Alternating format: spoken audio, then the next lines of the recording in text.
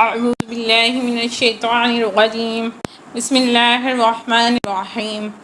جیسا کہ آپ سب جانتے ہیں کہ ہم قرآن کو سائنٹیفکلی ایکسپلور کر رہے ہیں، تو چلیے چلتے ہیں 5th لیکچر کی طرف۔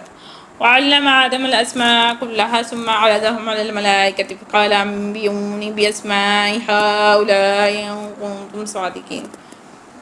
اور اس نے سکھایا آدم کو نام سب کے سب، پھر اس میں پیش کیا فرشتوں کو اور کہا تم خبر دو مجھے ان ناموں کی اگر تم سچے ہو۔ یہ آیت انسان کی علمی فوقیت کو ظاہر کرتی ہے۔ اسماء سے مراد صرف اشیاء کے نام نہیں ہیں، بلکہ ان کی کوالٹیز ہیں، ان کی خاصیت ہے، ان کی ماہیت ہے اور ان کے یوزز کا علم ہے۔ اللہ نے حضرت آدم کو فری علم عطا فرمایا جو وحی اور الہام کی بنیاد پر تھا۔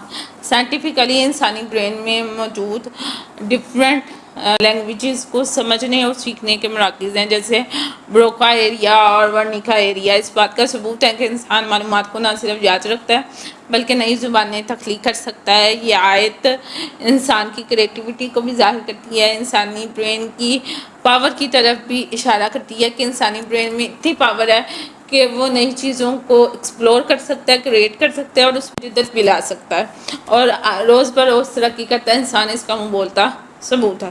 قالوا سبحانک لا علم لنا الا ما علمتنا انک انت العلیم الحکیم۔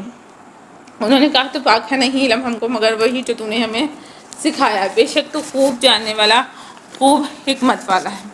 بیسیکلی یہ آیت جو ہے یہ فرشتوں کی عاجزی ہے۔ انہوں نے تسلیم کیا کہ علم اللہ کا عطا کرتا ہے۔ بے شک انسان کو جو علم دیا گیا ہے وہ فرشتوں سے ڈفرینٹ ہے، مختلف ہے اور وسیع تر ہے۔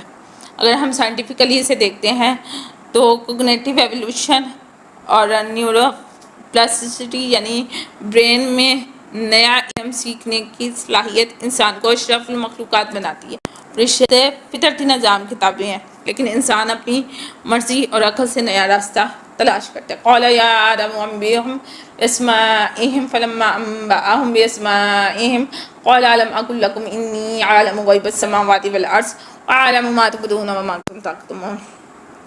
فرمایا یا آدم تو بتا دے انہیں ان چیزوں کے نام بھی جب اس نے بتا دیے تو وہ فرمایا کہ نہیں، میں نے کہا تھا تم سے کہ بے شک میں جانتا ہوں چھپی باتیں آسمانوں اور زمین کی، اور میں جانتا ہوں جو تم ظاہر کرتے ہو جو تم چھپاتی ہو۔ اب دیکھیے اس آیت میں حضرت آدم کی علمی برتری کا عملی مظاہرہ تھا۔ اس سے ڈیفینیٹلی واضح ہو گیا کہ علم نہ صرف عطیہ ہے نہ گفٹ ہے بلکہ اظہار بھی اس کا اہم ہے۔ انسان کی ایکسپریسو لینگویج اسکل یعنی کہ اظہار علم اور خیال جو ہے، جیسے سائنس، ادب، فلسفہ اور اخلاقیات کی بنیاد بنی ہے، روح یہی ہے، اور یہی قابلیت آرٹیفیشل انٹیلیجنس سے انسان کو بہتر بناتی ہے۔ وَإِذْ قُلْنَا لِلْمَلَائِكَةِ اسْجُدُوا لِآدَمَ فَسَجَدُوا إِلَّا إِبْلِيسَ أَبَىٰ وَاسْتَكْبَرَ وَكَانَ مِنَ الْكَافِرِينَ۔ اور جب ہم نے کہا فرشتوں سے تم سجدہ کرو آدم کو تو انہوں نے سجدہ کیا سوائے ابلیس کے، اس نے انکار کیا، تکبر کیا اور تھا وہ کافروں میں سے۔ یہاں پر یہ سجدہ جو ہے بیسیکلی سجدہ تعظیمیہ، اور اللہ کے حکم پر فرشتوں نے آدم کو سجدہ کیا ہے۔ یہ سجدہ انسان کی عظمت علم کے سبب تھا، اور ابلیس نے حسد اور تکبر کی وجہ سے انکار کیا۔ یہاں نا انسانی سائیکالوجی جیسے حسد ہے، جیلسی ہے، برتری کا گمان اور انکار پر روشنی پڑتی ہے۔ ابلیس کی جو کیفیت تھی وہ جو تھا ایگوسٹک ڈس آرڈر سے مشابہ تھا، جس کا تجزیہ جو ہے سائیکالوجسٹ بہترین انداز میں کرتے ہیں، اور یہ ایک بہت وسیع ٹاپک ہے، میرا نہیں خیال کہ یہاں پر اس کے تبصرے کی ضرورت ہے۔ ٹھیک ہے، ہم قرآن کو ایکسپلور کریں گے اور جیسے ہی اس کی جتنا زیادہ ضرورت پڑے گی انشاءاللہ اس پر بات بھی کریں گے۔ وَقُلْنَا يَا آدَمُ اسْكُنْ أَنْتَ وَزَوْجُكَ الْجَنَّةَ وَكُلَا مِنْهَا رَغَدًا حَيْثُ شِئْتُمَا وَلَا تَقْرَبَا هَٰذِهِ الشَّجَرَةَ فَتَكُونَا مِنَ الظَّالِمِينَ۔ اور ہم نے کہا ہے آدم ٹھہر تو اور تیری بیوی جنت میں، اور تم دونوں کھاؤ اس میں سے وافراغ جہاں سے تم چاہو، بس دونوں اس درخت کے قریب نہ جانا ورنہ ظالموں میں سے ہو جاؤ گے۔ یہ ایک آزمائش تھی، ٹیسٹ تھا، ایگزامپل اللہ کی طرف۔ ممنوعہ درخت سے مراد کوئی بری چیز نہیں تھی، وہاں پر ایک آزمائش تھی، اور اس درخت سے مراد نفس کی وہ خواہشات ہیں جو حدود اللہ سے تجاوز کرواتی ہیں۔ سائنٹیفکلی اگر ہم اس پوائنٹ کو دیکھتے ہیں تو یہ آیت انسانی آزادی ارادہ یعنی فری ول اور جو ہے کریوسٹی کو ظاہر کرتی ہے۔ تجرباتی سائیکالوجی کے مطابق انسان ہمیشہ نئی چیزوں کو آزمانے، ایکسپلور کرنے کی فطری خواہش رکھتا ہے۔ فَأَزَلَّهُمُ الشَّيْطَانُ عَنْهَا فَأَخْرَجَهُمَا مِمَّا كَانَ فِيهِ قُلْنَا اهْبِطُوا بَعْضُكُمْ لِبَعْضٍ عَدُوٌّ لَكُمْ فِي الْأَرْضِ مُسْتَقَرٌّ وَمَتَاعٌ إِلَىٰ حِینٍ۔ بس دونوں کو پھسلا دیا شیطان نے اور دونوں کو نکلوا دیا اس سے جس میں وہ تھے۔ بس ہم نے کہا اترو، تمہارا باز کا دشمن ہے اور تمہارے لیے زمین میں ٹھکانا ہے اور ایک وقت تک فائدہ اٹھانا ہے۔ انسان کی لغزش و شیطان کے وسوسے کا نتیجہ ہے، لیکن یہ لغزش فطری کمزوری کا حصہ تھی، نہ کہ کفر کا۔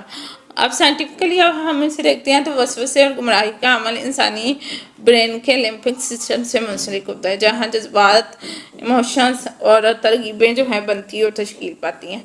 فتلقى آدم من ربه کلمات فتاب علیہ انہ هو التواب الرحیم۔ بیسیکلی آدم نے کچھ کلمات اپنے رب سے، بس وہ متوجہ ہوا اس کی طرف، بے شک وہ بہت توبہ قبول کرنے والا، نہایت رحم کرنے والا ہے۔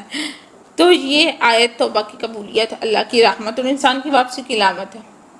گلٹ اینڈ ریپیٹنس کے جذبات انسان میں خاص نیورولوجیکل اثرات رکھتے ہیں۔ توبہ کے بعد سکون اور جو ہے مینٹلی سیٹسفیکشن، ذہنی شفا حاصل ہوتی ہے، اور اسے جو ہے ہم اسپرچول سائنس میں کوگنیٹو ریفریمنگ کہتے ہیں۔ قُلْ اهْبِطُوا مِنْهَا جَمِيعًا فَإِمَّا يَأْتِيَنَّكُم مِّنِّي هُدًى فَمَن تَبِعَ هُدَايَ فَلَا خَوْفٌ عَلَيْهِمْ وَلَا هُمْ يَحْزَنُونَ۔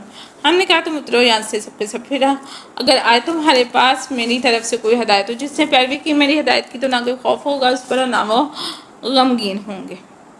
یہ زندگی کی بنیادی اصول ہے۔ انسان آزمائش میں ڈالا گیا لیکن ہدایت دی گئی ہے۔ سائنٹیفکلی ہم دیکھیں تو انسان کی سماجی زندگی خوف اور غم سے آزاد صرف اس وقت ہو سکتی ہے جب وہ ایک مقصد، ویژن، ضابطہ اور اسپرچول پوائنٹ کو اپناتا ہے۔ والذین کفروا وکذبوا بآیاتنا اولئک اصحاب النار ھم فیہا خالدون۔ اور وہ لوگ جنہوں نے کفر کیا، جھٹلایا ہماری آیات کو، یہ وہ لوگ ہیں جو دوزخ والے ہیں اور وہ اس میں ہمیشہ رہیں گے۔ ٹھیک، جو لوگ انکار کریں گے اور ہماری آیات کو جھٹلائیں گے، جہنمی ہیں، ہمیشہ اس میں رہیں گے۔ یہ آیت انکار حق، ضد اور ہدایت سے گریز کے نتائج بیان کرتی ہے۔ سائنٹیفکلی ہم نے دیکھتے ہیں تو انکار حقیقت جیسے کہ علمی ضد ہے، جھٹلانا ہے، حق کو نہ ماننا ہے، انسان کو سائیکولوجیکلی طور پر ٹوٹ پھوٹ کا شکار کر دیتا ہے اور انسان کی مینٹلی ہیلتھ ڈسٹروائے ہو کر رہ جاتے ہیں۔ یا بنی اسرائیل اذکروا نعمتی التی انعمت علیکم اوفوا بعہدی اوفی بعہدکم وایایا فارہبون۔ اے بنی اسرائیل، تم یاد کرو میری نعمت کو، وہ جو کہ میں نے انعام کی تم پر، اور تم پورا کرو میرا وعدہ، میں پورا کروں گا تمہارے ساتھ کیا ہوا عہد، اور مجھے سے بس تم ڈرو۔ یہ اللہ کا بنی اسرائیل سے ایک یاد دہانی ہے کہ نعمتیں عطا سے مشروط ہیں۔ انسانی معاشرت میں معاہدے اور وعدے کی پابندی سائنٹیفکلی طور پر معاشرتی ترقی کی بنیاد ہے۔ سوشل کانٹریکٹ تھیوری بھی یہی سبق دیتی ہے۔ یہ ہے ہمارا آج کا لیکچر۔